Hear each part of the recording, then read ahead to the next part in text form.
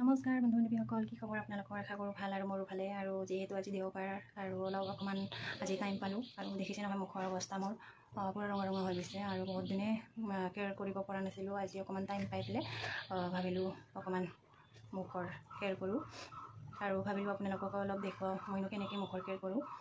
আৰু ইয়া লৈছোঁ আয়ুৰ চন্দন ফেচ পেক আৰু ইয়া লৈছোঁ গোলাপ জল আৰু এনেকৈ ভালকৈ মিক্স কৰি পেলাই লগাব লাগে আৰু লগালে ভাল হয়। মই বহুত দিনৰ পৰা ইউজ কৰি আছোঁ আৰু যিহেতু আজিলৈকে ভালেই হৈ আছে। আৰু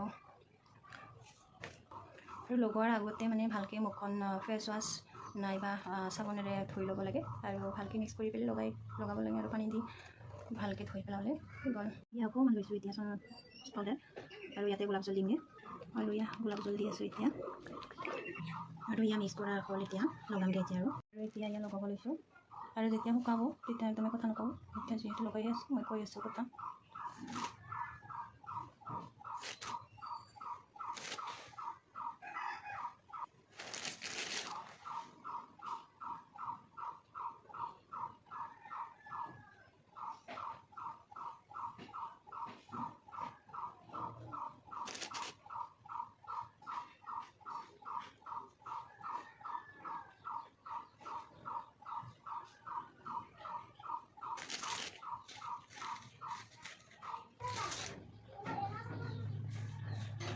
এতিয়া থৈ ল'লোঁ, ভালকৈ মচি পেলাইছোঁ এতিয়া আৰু আপোনালোকে চাওক কেনেকুৱা হৈছে।